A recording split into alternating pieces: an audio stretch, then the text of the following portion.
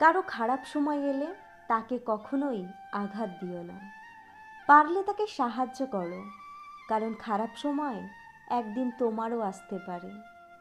একটা মেয়ে সব সময়ই অসহায়, কখনো তার পরিবারের কাছে, কখনো তার স্বপ্নের কাছে, কখনো তার ইচ্ছের কাছে, আবার কখনো বা তার ভালোবাসার কাছে।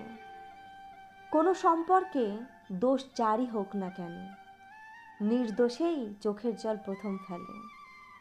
যে মানুষটা অপেক্ষা করতে জানে, তার কাছে একদিন না একদিন সব কিছু ফিরে আসে।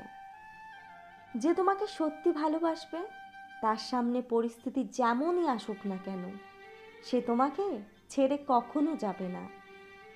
মানুষের ভিতর যদি ইচ্ছে শক্তি থাকে, তাহলে সে বড় থেকে বড় কাজকেও সহজ বানিয়ে ফেলতে পারে।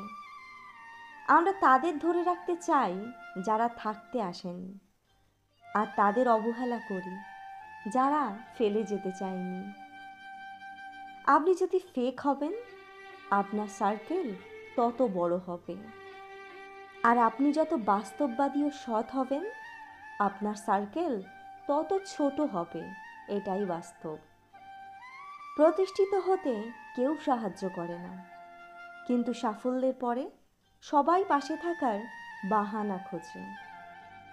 নিজেকে অন্য কারো মতো নয়, নিজেকে এমন বানাও যাতে অন্যেরাও তোমার মতো হতে ইচ্ছে হয়। মানুষ বড়ই অদ্ভুত, প্রশংসা করে লোভে, সমালোচনা করে অহংকারে, আর সম্পর্ক তৈরি করে স্বার্থে।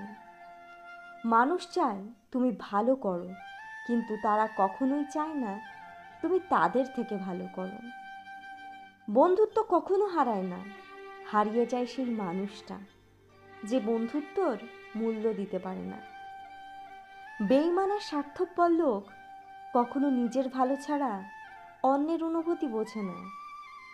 প্রতিটি মানুষের ধ্বংসের প্রধান কারণ হচ্ছে নিজেকে জ্ঞানী আর চালাক মনে করা। অতীতের স্মৃতি আর ভবিষ্যতের চিন্তা মানুষের অর্ধেক জীবন নষ্ট করে দেয়। হার মেনে নেওয়ার নাম জীবন নয়, লড়াই করে বেঁচে থাকার নামই জীবন।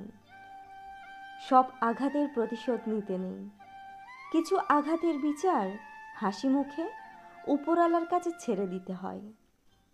তুমি ভেতর থেকে ভেঙে যাওয়ার পরেও যদি মন থেকে হাসতে পারো, তাহলে বুঝে নিও তোমাকে নতুন করে ভাঙার মতো ক্ষমতা কারণ নেই।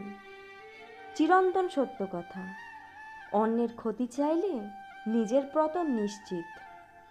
পরিচয় দ্বারা পাওয়া কাজ কিছু সময়ের জন্যই থাকে, কিন্তু কাজের দ্বারা অর্জিত পরিচয় সারা জীবন থাকে।